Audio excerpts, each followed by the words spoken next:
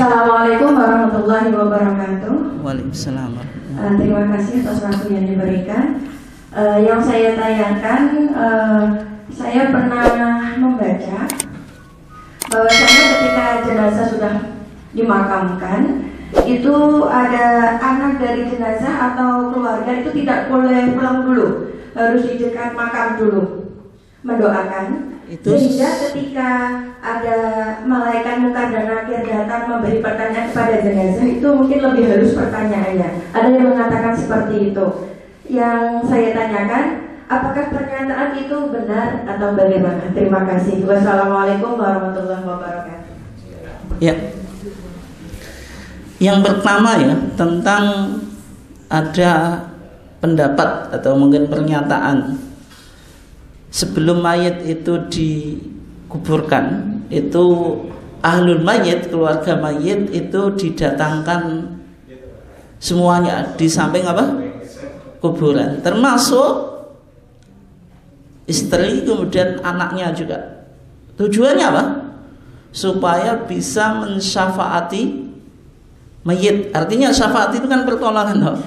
Ketika dua malaikat tadi, yang pertama al-munkar, yang kedua an-nakir, itu melihat mayit itu meninggalkan anak, kebetulan anaknya masih kecil, maka kegalaannya tadi, yang dia punya mata apa warnanya saja harus azraqon, keduanya biru, aswadan, hitam itu. Bawa apa tadi? Bawa palu juga Pak ya. Masalahnya palunya ini sakti Pak, sekali pukul gunung saja jadi apa? Jadi debu. Itu akan sedikit merasa kasihan gitu kepada apa? Si mati tadi itu. Sehingga tidak, pertanyaannya semakin mudah. Dan sehingga kalau talqin itu kan dikatakan nalika ditekani malaikat loro ojo apa? Ojo ndredeg, ojo gemeter. Tadi mau saya baca panjang karena waktunya nggak mungkin cukup kalau saya baca semuanya. Itu kan artinya galak Pak pertanyaannya. Atau orang yang tanya itu sangat galak ini. Sehingga tadi ada keyakinan semacam itu. Apakah itu ada tuntunannya? Yang pertama jelas tidak ya. Kenapa kok tidak?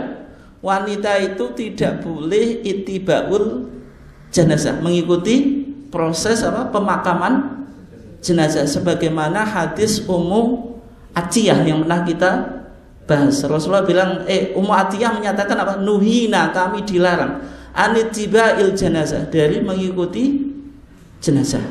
Ummu Atiyah itu bertanya, pernyataan Ummu Atiyah. Ummu Atiyah itu kan sahabiah, seorang apa? Sahabat. Pernyataannya itu tidak apa, bukan pernyataannya Nabi. Itu yang berkaitan dengan pertanyaan kedua. Tapi kok kenapa di sini kita pakai hujah sebagai sumber hukum? Karena Ummu Atiyah itu menyatakan nuhina, kami dilarang. Kalau ada kalimat ini aktif atau negatif?